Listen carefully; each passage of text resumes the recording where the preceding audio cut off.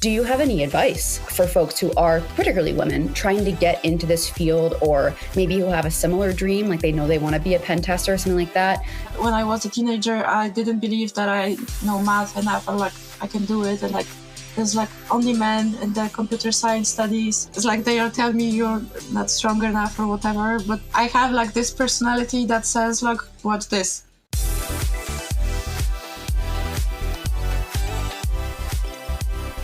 Hi, everyone. Welcome back to Cybersecurity Stand Up. I'm your host, Bronwyn Hudson. I'm the social media manager at Upticks. And I got to say, I have really stacked the podcast with some amazing guests recently. And today is no exception. Today, I'm joined by Dorota Kozlowska, and she's known as the Wonder Woman of Cyber. You've probably seen her on LinkedIn. Dorota, can you tell us a little bit about yourself and what you're doing right now in your career? So I'm a penetration tester, and I'm really happy that I finally did it, because it was my dream for a while. And yeah, I guess that's my intro. That's fantastic. Yeah. So, I'd love to hear a couple things. Let's start off with, being the Wonder Woman of Cyber is kind of the coolest thing I've ever heard. How did you get this title? How did you build up such an awesome reputation? Partially it's a bit personal, but it's part of my being. So it's I'm not really worried about sharing that. But there was a moment in my life when I was working in a government office, and I didn't enjoy my life as well as I would like to. And then I started thinking, who are you, Dorota? What do you want to do? What do you like? Who are you, right? So I always wanted to work with IT, with programming. I thought hacking is really cool. I watched all of the TV shows and movies, and I don't know, Matrix and Mr. Robot, and I got it was really sparking joy in me, oh, that's the shit. and then I figured that I really want to try moving to IT if that's possible, and found testing, got certified, got my first job, and then to move the story a bit along. But then I moved to the Netherlands for a few years, and I worked for a company called Basic Fit. When I was the lead tester, I would say I was testing everything there. But at a certain point, I got really sick, and it was a kind of a smack in the face kind of experience. With you have this dream, and what are you doing? What are you waiting for, a woman? And then I started thinking this that's really scary, and the sickness is kind of something to think about longer, what is happening here. And then I started thinking, oh yeah, I have all those treatments, and I'm trying to get myself on my feet again. And although the doctors told me to rest, but I just cannot rest, because I was just on so many meds that my brain was running somewhere, and I was so tired.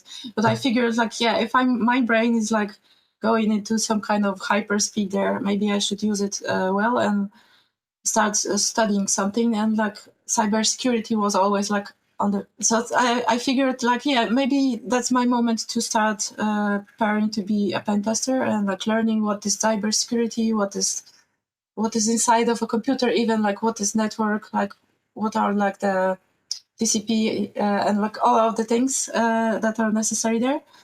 And at the same time, when I was sick and started studying, and I figured, oh, I had this chance to go from the office to testing, and then got the chance to work at the Netherlands, and got a job there, and started seeing oh yeah, I certainly can do things happen for myself if I wanted them.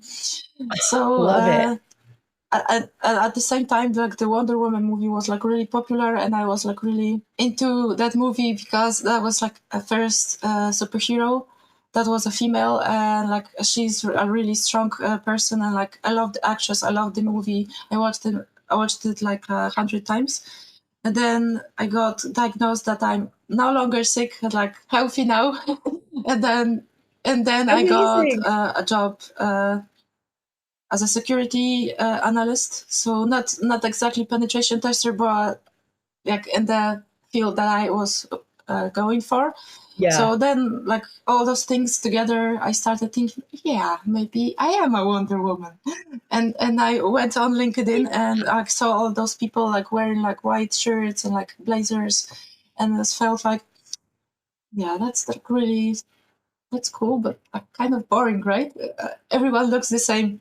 Yeah, So I it figured out is. maybe I should look like a Wonder Woman, right? So I got like a costume, got some pictures, Amazing. and like figured like, yeah, why not? And then like, yeah, I'm always Fabulous. like into sharing knowledge and like helping people, and like my message is like, don't give up, and like, because I knew before I was really shy and like didn't believe in myself, and then I did all of these things happen for myself. So I figured like you really have to shift your mindset and believe in yourself, and then all is possible. So at a certain point when I was like posting and like sharing my knowledge, like my learning, what I was learning at a certain point and my progress, or that's the word I was looking for, and someone called me like, oh, you're the Wonder Woman of cyber, because yeah, probably without the avatar that wouldn't happen. But and I kind of took it there and changed Yeah. my. There was like a gender field on LinkedIn. You can write she or like him, and then I wrote Wonder Woman because I thought, yeah, that's that's where I should Yes. put that. I love it. That's amazing. I mean, it sounds like you have taken truly, you've taken lemons and turned them into lemonade. Like you have an amazing success story, and I'm so impressed to hear how much of that was self-directed. Like you chose to spend your mental energy in a certain way. You chose to change your mindset. Like those are amazing, just like feats to hear about, basically. And I think particularly it's exciting to hear that from a woman, honestly, in cyber, because there aren't as many of us in this industry. And it's really exciting to hear that you have like claimed this particular Wonder Woman identity and just like stepped into it. It's really impressive. I hope that you're really proud of yourself, honestly, because it's really cool to hear. And a lot of our my listeners are men, just because of the people who are sort of like in cyber in general. But there's a lot of great work, I think, being done to try to get more women into cyber specifically. Kind of while I'm thinking about that, actually, do you have any advice for folks who are, particularly women, trying to get into this field, or maybe who have a similar dream, like they know they want to be a pen tester or something like that? Any advice that you would pass on?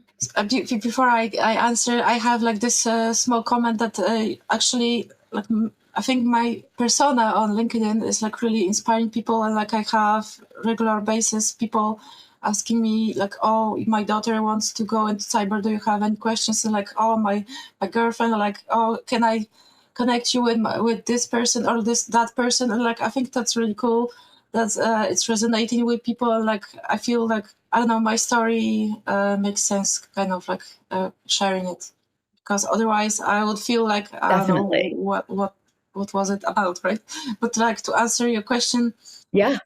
I think mostly to believe in yourself, because like when I was a teenager, I didn't believe that I know math enough, or like I can do it, and like there's like only men in the computer science studies, and it's like everyone told me, oh, it's really difficult. I know if you can do it, but it's like kind of like what I heard. It's like they are telling me you're not strong enough or whatever. But I have like this personality that says like, watch this. What I'm talking Yeah. about. So I like love it. believe in yourself, and also like when you are trying to like looking for a job, and like it says we need this, this, and this, and this, and you only have like maybe two things from the list, or like maybe one. Just apply anyway, and like don't give the recruiter a chance to tell you no, and then just don't do it to yourself. Just don't say no to yourself. Just try and like see what happens. Love it. That's great advice. Yeah, I've heard that advice before about how many, I guess, like, yeah, qualifications that men see on a possible job posting versus women. And like, if men might have one of them, they'll just apply for it. But women tend to, yeah, look at it and think like, well, if I don't have like 95% of these, I won't apply. So perfect advice that like, even if you, yeah, don't say no to yourself before. That's very wise, I think. Yeah, absolutely. I have my Yeah, moments. good advice. So good. Yeah. So I want to go back just a tiny bit to something you said. Basically, so you always had the dream of being a pen tester. When you had that dream, or when you even knew about that as a career, was that when you were thinking about pen testing? Are you now doing your dream job? Like, does it feel as good as you thought it was going to be? Like, what do you like about it? Tell us about being a pen tester in general. Yeah, I don't really like reporting. I think like most of Fair the enough. penetration testers will say the same thing. I think when you are trying to get a job, it's like you have like this big dream and it looks shiny to you, and then you start doing that job and like it's not always the case. It's a bit less shiny and like a Yeah. bit tedious or like boring or like whatever, are like really difficult and frustrating. But other than Yeah. that, I don't really know what else is there for me. Like I just know that this is the path I should take, and like this is where I belong. So Yeah. yeah, I'm a patron. Yeah. Fair enough. Yeah. Didn't really know like the it's called penetration testing. I just thought it's like being a hacker, but like a good one, because I'm like a nice person, like a kind person. I didn't want to commit any crimes Yeah. there, but it's like felt like watching, for example, Mr. Robot, or like a TV show, like movies like that. It always felt like, yeah, I really want to have that level of like IT skill, like just like write some code like from top of my head and like type really quickly like so I don't know, it's really cool. Awesome. Yeah, that's super fair. I think that's a very balanced answer. Um, I happen to know that you're also a pretty well-known speaker. Is speaking something that you knew was in your sort of future as well? Like, how did you get into giving keynotes and this kind of stuff? Before I answer another example, I'm really terrified of heights, and then I decided, yeah, the fear will not conquer my life, will not build boundaries for me, and so I jumped out of the plane with the parachutes to conquer that fear. I You was skydived? Oh I my was scared gosh. shitless, but I did it. And so, I mean, do you feel the same way about speaking? Is that yeah, so where, did that remind you yeah, of the same I'm thing? really scared Okay. of public speaking, and it's really stressing me out. But I noticed that being invited to podcasts and like talking with people, like first one was like I was scared and like terrified, my voice was shaking. And I would say this one is going pretty well so far. And like, I, you cannot Yay. be good at anything that you don't really practice and like immerse yourself into. And I always like from like years, like 10 years back, I was always watching like TED Talks, and I really like the way those people are talking, and like, it's really interesting, and they like I don't know, body language and like the way they pronounce the words and like the speed of the way, like super interesting. Like I always like make mental notes, how should I go about it, and like it's maybe I wouldn't say it's like a dream, but it would be really cool to have myself there and like have a TED talk one day, like maybe 10 years from now, I don't know. But then I decided like if I want to do this, then I cannot be scared of it. I have to practice, and I have to put myself out there and like grab any chance that I can really go out there and talk to people and like have a keynote. And like now I was invited to the Forum in Cyber conference in Montreal, Canada. So wonderful conference. I was really having a lot of fun, but like to be honest, my keynote didn't go the way I planned it to. I was super stressed and like I was reading more than I wanted to. But as well, like when I walked out of the stage, already I had like 10 bullet points in my head, what I could do better. So you just have to give yourself some grace and like try better next time. But like I'm really like my internal critic is like really strong sometimes. So I decided not to kick myself after that keynote, just like give myself some grace. So like, yeah, you did good. It was your first one, and like that's okay.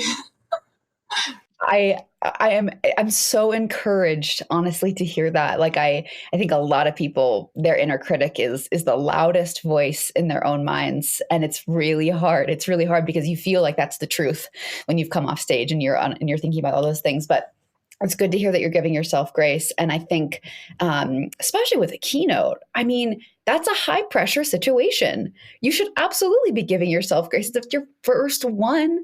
I mean, that's it's a big deal. So Thank you. congratulations, first of all, and I'm really happy you have it behind you as well.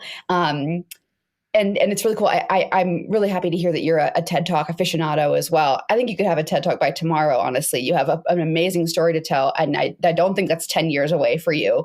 It sounds like you're way ahead of your own timeline on that one to me.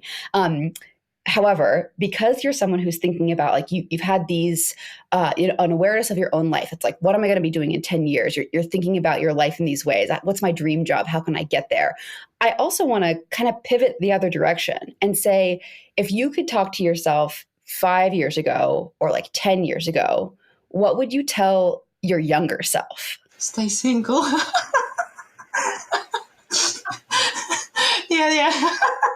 Yeah, that's like honestly, but I love it. Real advice right there. I love but like it. yeah, like maybe believe in yourself more because it's like a journey for me. I was super shy Yeah. when I was a teenager, so I already said that. But I kind of am the Wonder Woman, and I believe in myself, and like I know I can do it, and like I know all those things. I'm learning all the time. Sometimes I'm still that shy girl, and I forget who I really am. So it's like kind of like a reminder that just don't let people give you shit, or just I don't know, be yourself and like step into your true power, and like you can do anything that you really want. So just believe in yourself, and like yeah, you do you. Wonderful. So I also want to ask you, I'm so appreciative that you're able to provide like personal insights and provide personal aspects of your story because, one of the things like I think people forget when they hear job titles like penetration tester, they forget that there's a person behind that and that you might have like a lot of life experience that's relevant there. Can we talk a little bit about what that job really means actually? Like what does your day-to-day life look like? What skills do you think are required for it? Like what is it really like to be a pen tester? I find 0 days before breakfast. Yeah, that's a joke. What a line. Yeah, it's kind of like Nice. you have to have that mindset of not giving up and like trying harder, looking outside of the box, and connecting few Mhm. dots sometimes. But also, yeah, obviously you need also the networking knowledge and like what are the parts. I don't know, the technical knowledge is necessary there. So I don't think it's Yeah. feasible to, for example, be I don't know, work in a grocery store and without any computer science knowledge, and then the next day apply to be a penetration tester. That's like I don't know how would Yeah. that happen, but Right. yeah, just because I was already a tester for 5 years before. I have some skills. Yeah. Is coding necessary? Like do you have to know a lot of languages in your job? That is helpful, but at that point Yeah. is not necessary. So my answer would be to get into penetration testing. You don't really need to be a coder, but it was really helpful to Hmm. have some skills, like a few years in the job. But I think it's like you can learn that, and like there are a lot of like I don't know hack tricks or like pages that can give you some code that you can use or like reuse or rewrite. So like I think like basic knowledge of scripting would be helpful, like Python, like Bash, or like maybe Yeah. PowerShell sometimes like, if you work with Windows environments a lot. But I don't think you really need like the developer level of coding to Yeah. be a penetration tester. Gotcha. That's good to hear. I mean, and I think a lot of folks that we've sort of been talking about who might be nervous or like not really know how to break into cyber. That's really good for them for us. I'll just include myself. Us to hear that like some is better than none. That's a great place to start. And a lot of the free tools are going to be able to get you there. There's a lot of free knowledge available. A lot of free ways to learn how to code. So yeah, that's really Yeah. valuable to hear. We've got 1 month left of 2023 and then we're into 2024. Can you give us like what are you thinking about for the next couple years of cyber? Like what are your top security concerns? What's really on your mind? So for me, like the AI growth is like really interesting because potentially take some jobs there, like because everything would be automated and but like the maybe the beginner level, not like the experienced people, because you really have to know pen testing and you cannot really automate everything. You have to do the manual jobs. So I want to say that it Yeah. will be replaced, but it could be interesting like the next few years. But like for me personally, because Yeah. I was also like hospitalized and like ransomware is I would say interesting to me. Not that I would want to be the ransomware taker, but like it's a kind of like an interesting Uh-huh. and I recently had a keynote about it, like the ransomware in healthcare. So both of those like come together for me, and that's a scary topic, like for me personally.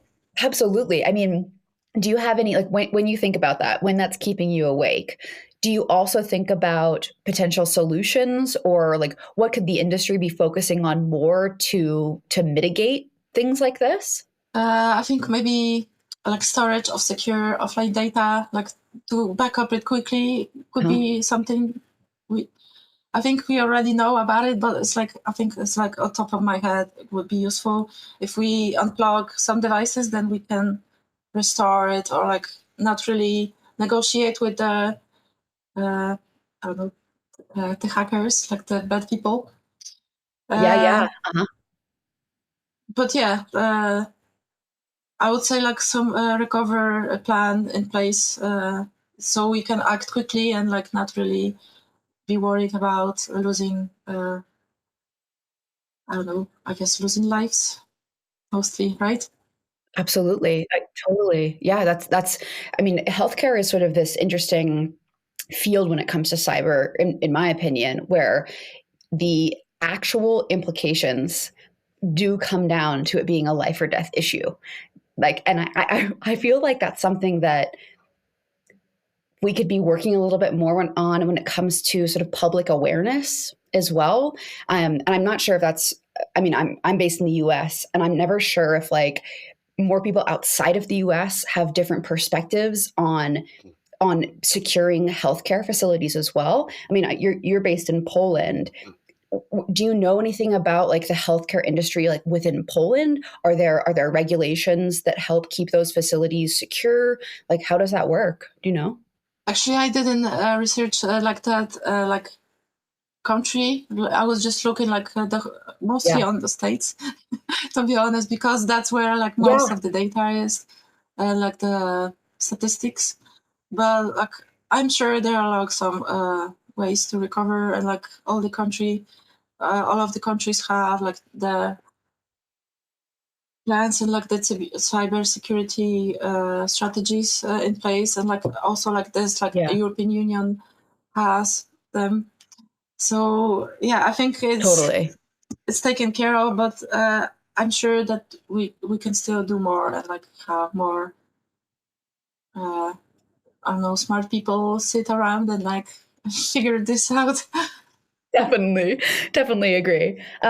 In the same vein, what's something that you feel like within the cybersecurity industry, maybe within the info security industry more broadly, what's something that you feel like doesn't get talked about enough? Some people just don't I don't know, just don't want to be secure. Some companies just choose not to pay for the pen testers and like the security audits and like whatnot. They just think like we can handle that and then we can recover after, and it will cost less than just like paying, but like usually it costs more. So I would say that's kind of like Yeah. short-sighted, but whatever works for you. I guess. Okay, so I have a final question, which I'm really excited to hear your answer because, as the Wonder Woman of cyber, you're probably like perfectly prepared for this. So I'm wondering if you could have any superpower to improve your role in cybersecurity, to improve it as a whole, what superpower would you choose and why? If I could use any superpower to improve cybersecurity, I would choose the power of omniscience. Uh, did I pronounce that correctly? With this power, I will have complete knowledge and understanding of all cyber threats, vulnerabilities, and attacks. and I would use this knowledge to proactively identify and prevent any potential cybersecurity risks. Stay one Amazing. step ahead of the hackers, and ensure the highest level of protection for all systems and data. That's my favorite question. Dang. Wow. I love that you went straight to the top. Like that's a big one. Yeah. Well, Wonder Woman, if people want to connect with you on the internet, where can they find you?